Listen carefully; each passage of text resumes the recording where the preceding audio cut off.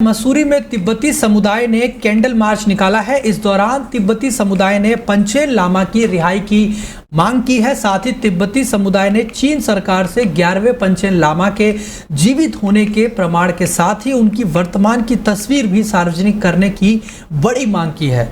मसूरी में regional Tibet women's association के द्वारा 11वें पंचेन लामा गेदुन चोइकी नीमा के गुम होने के 29वीं सालगिरह के मौके पर मसूरी में तिब्बत समुदाय के लोगों ने Mussoorie Tibet Homes Happy Valley से मसूरी के गांधी चौक तक कैंडल मार्च निकाला। इस मौके पर तिब्बती समुदाय ने पंचेन लामा की रिहाई की मांग करते हुए उनके सकुशल होने की प्रार्थना भी की। वहीं रीजनल तिब्बत वुमेन्स एसोसिएशन के अध्यक्ष तासी मिनकी ने कहा कि तिब्बतियों के धर्मगुरु पंचेन लामा को जब से आपने कब्जे में लिया गया है तब से उनके बारे में कोई भी जानकारी सामने नहीं आई है। ऐसे में पंचेन लामा को अब चीन सरकार को रिहा करना चाहिए। इसी मांग को तिब्बती महिलाओं के द्वारा कैंडल मार्च निकालकर जताया गया। वहीं उन्होंने कहा कि 6 वर्षीय बालक गेदुन जियोकी नीमा, जिन्हें दलाई लामा की ओर से 11वें पंचेन लामा की उपाधि दी गई थी, इन्हें उपाधि मिलने के महज 3 दिन बाद ही चीन सरकार की ओर से कथित तौर पर परिवार सहित अगवा कर लिया गया था और तब से लेकर आज तक वह चीन सरकार के कब्जे में है। और तिब्बती सहित अंतर्राष्ट्रीय स्तर पर भी पंचेन लामा की रिहाई संबंधी कई मर्तबा चीन सरकार से आग्रह किया गया है, लेकिन चीन सरकार इस बाबत कोई भी सकारात्मक रुख सामने नहीं ला रही है। और कैंडल मार्च में शामिल महिलाओं का ये भी कहना है कि इस बारे में चीन से कोई भी जानकारी नहीं मिल पा रही है कि जो उनके तिब्बती गुरु है वो उनकी अभी कैसी स्थिति है। अभी हमें कुछ आइडिया नहीं है कि वो कैसी हालत में स्थिति में है। And he is been missing since 1995।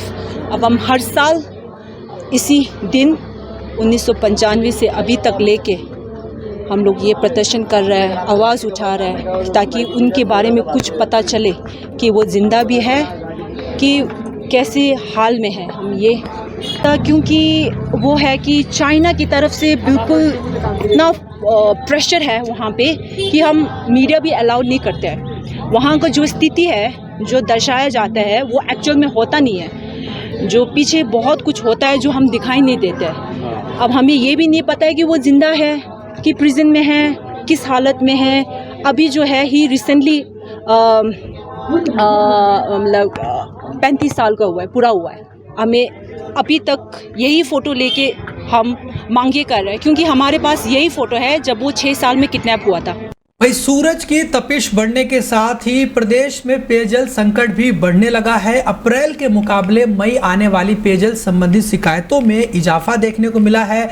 आपको बता दें कि रोजाना पेयजल से संबंधित 126 शिकायतें आ रही हैं, जबकि जल संस्थान पेयजल संबंधी सभी शिकायतों का समाधान करने के प्रयास में जुटा हुआ है। इसके बावजूद भी शिकायतों में अंकुश नहीं लग पा रहा है।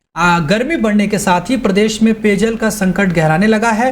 प्राकृतिक जल स्रोतों के साथ नलकूपों का जलस्तर घटने लगा है। ऐसे में उपभोक्ताओं को पानी की पर्याप्त सप्लाई देना जल संस्थान के लिए भी एक बड़ी चुनौती बनता जा रहा है।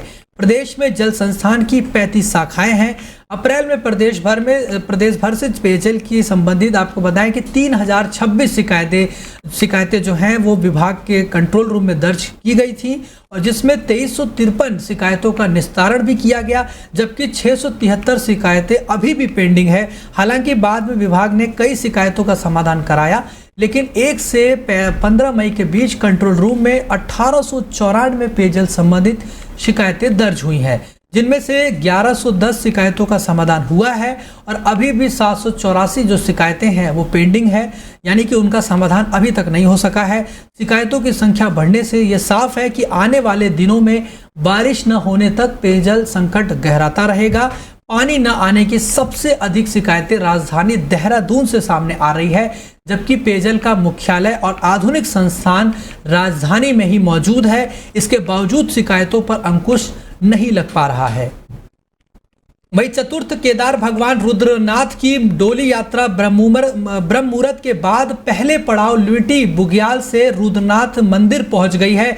इस दौरान श्रद्धालुओं सहित स्थानीय हकूकदारियों में खासा उत्साह देखने को मिला। शनिवार को ब्रह्म मुहूर्त में रुद्रनाथ मंदिर के कपाट श्रद्धालुओं के दर्शन के लिए खोल दिए गए।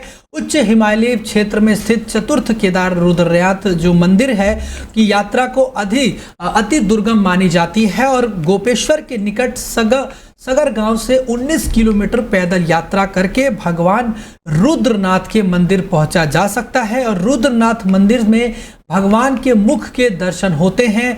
पंचकेदारों में चतुर्थ केदार के रूप में ये जाने जाने वाले रुद्रनाथ मंदिर में शिव ने पांडवों को मुख के दर्शन दिए थे।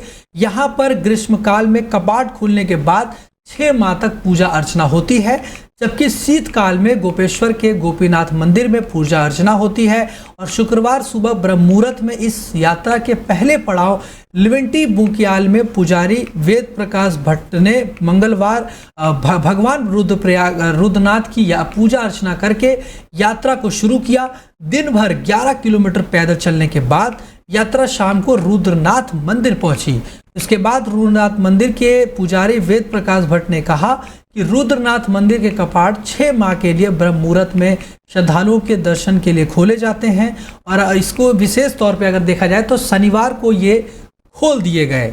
वहीं खबरों में एक बार आपको बता दें कि केदारनाथ से बड़ी खबर है। केदारनाथ धाम में यात्रा के शुरुआत से ही देश विदेश से आने वाले भक्तों की भीड़ ने विगत वर्षों से सभी रिकॉर्ड तोड़ दिए हैं। यात्रा के मात्र 1 सप्ताह में ही 2 लाख से ज्यादा लोगों ने केदारनाथ धाम के दर्शन कर चुके हैं और चारों धामों में सबसे ज्यादा यात्री केदारनाथ धाम के दर्शन करने के लिए पहुंच रहे हैं।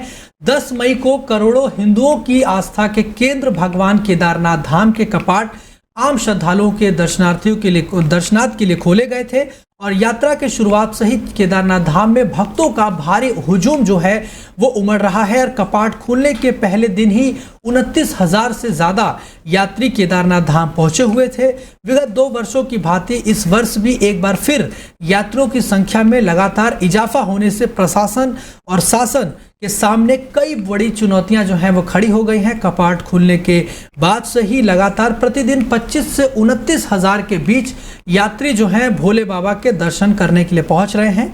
यात्रियों की संख्या में इजाफा देखते हुए बद्री और केदारनाथ मंदिर समिति और प्रशासन ने केदारनाथ में प्रतिदिन दर्शन का समय भी बढ़ाया है।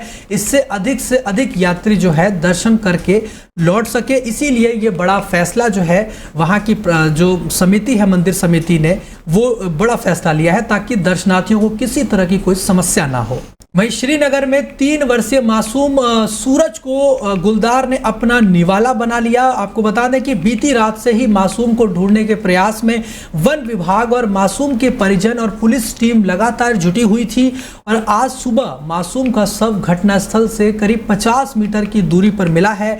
दरअसल श्रीनगर विधानसभा में 6 माह के भीतर गुलदार हमले की ये चौथी घटना सामने आई है, जिसमें गुलदार ने 3 वर्ष के बच्चे को अपना निशाना बनाया, यानी कि उसको अपना निवाला वो बना चुका है, जबकि एक मासूम अब भी कोमा में है। बीती रात हुई इस घटना से मासूम के परिजनों का रो रो कर बुरा हाल हुआ है।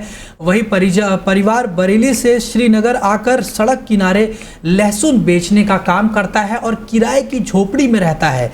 बीती रात मासूम पर घात लगाए गुलदार ने मासूम को अपना निवाला बना लिया, जिसका शव आज बरामद हुआ और गुलदार की सक्रियता से क्षेत्र में दहशत का माहौल बना हुआ है। एहतियातन के तौर पर श्रीनगर में गुलदार को पकड़ने के लिए 2 पिंजरे वन विभाग ने लगाए हैं, साथ में 7 कैमरे ट्रैप लगाए गए हैं। मासूम की मौत पर वन विभाग ने मुआवजा राशि की पहली किस्त 1,80,000 की मुआवजा राशि परिजनों को दे दी है। वहीं अब मासूम के शव का पोस्टमार्टम कराया जा रहा है। वहीं इस घटना के बाद पूरे परिजनों में कोहराम मचा हुआ है। और बच्चे के मुंह पे और गले पे दांतों के निशान हैं, नाखूनों के निशान हैं, जिससे पता चल रहा है कि गुलदार द्वारा यह अटैक किया गया है। उसके पश्चात जो है बच्चे का शव पोस्टमार्टम के लिए हॉस्पिटल ले गया। कल रात में जैसे हम लोगों को सूचना मिली और हमारी खोजबीन चल रही थी, हम लोगों ने पैरेलली क्षेत्र में 2 पिंजरे इंस्टॉल कर दिए हैं और आज सुबह ही जैसे ही रोशनी हुई हम लोगों ने 7 कैमरा ट्रैप क्षेत्र में लगा दिए हैं और मेरी chief wild life warden sir से लगातार बात हो रही है। जैसी डेवलपमेंट्स हमें पता चलती है हम लोग आगे के डिसीजंस लेंगे।